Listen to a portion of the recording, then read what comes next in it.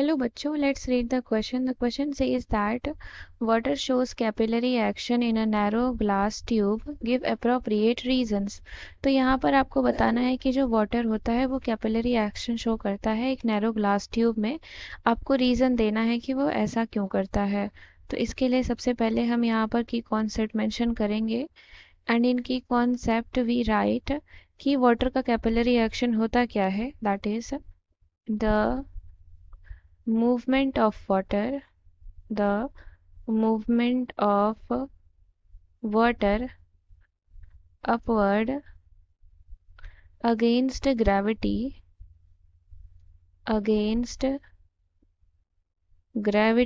is known as capillary action, is known as capillary action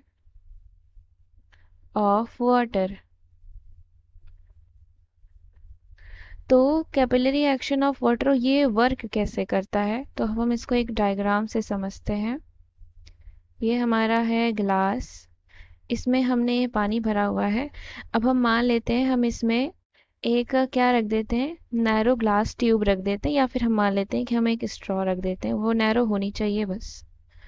ये हमने एक narrow straw इसमें डिप कर दी. ये नैरो नैरो स्ट्रॉ हो गया हमारा. और पानी हम देखते हैं यहाँ तक फिल है हमारा वाटर, और जो वाटर स्ट्रॉ में है वो हमारा यहाँ तक फिल है. तो यहाँ से हम देखते हैं कि जब भी हम ग्लास ऑफ वाटर में एक नैरो स्ट्रॉ को डालते हैं तो जो वाटर नैरो स्ट्रॉ में होता है वो अपने सराउंडिंग वाटर से थोड़ा सा अबव होता है. यानी कि नैरो स्ट्रॉ में जो वाटर की हाइट होती है वो ज़्यादा होती है in comparison to that of surrounding water in the glass. तो ये जो प्रोसेस हो रहा है, ये जो फिनोमिनन ऑकर हो रहा है, ये जो ग्रेविटी के अगेंस्ट हो रहा है, that is why we are saying कि ये वाटर का कैपिलरी एक्शन है. So when we place a thin or narrow glass tube into a glass of water, the level of water reaches in the narrow tube is higher in comparison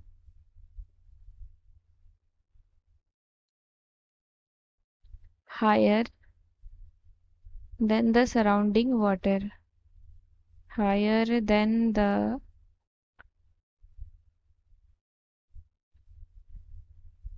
surrounding water in the glass.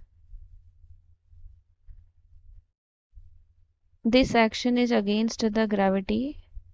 This action takes place against gravity. This action takes place is against the gravity. Gravity के क्या होता है, against होता है. And इसी को हम लोग बोलते हैं कैपिलरी एक्शन ऑफ वाटर. तो ये जो कैपिलरी एक्शन हो रहा है ये हो क्यों रहा है, तो इसके लिए दो प्रॉपर्टीज जिम्मेदार होती हैं. That is two properties are responsible for capillary action.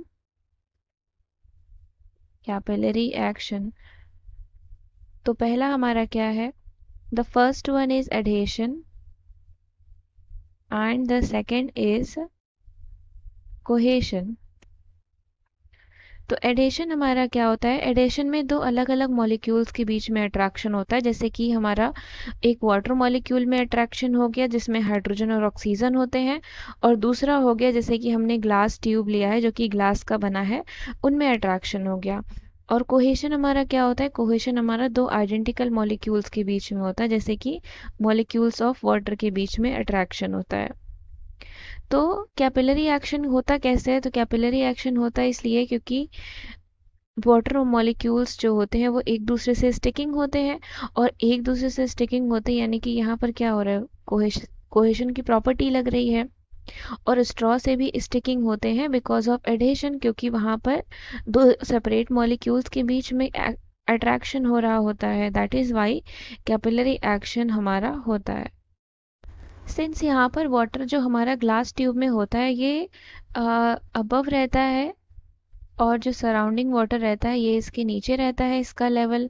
तो इसको गवर्न क्या करता है, इसको गवर्न करने के लिए जो एडेशन फोर्सेस होते हैं उनको ज़्यादा होना चाहिए, that is adhesion forces must be greater than cohesion forces, must be greater than cohesion forces, because the water must climb the glass tube or surface while still keeping shape or form via cohesion.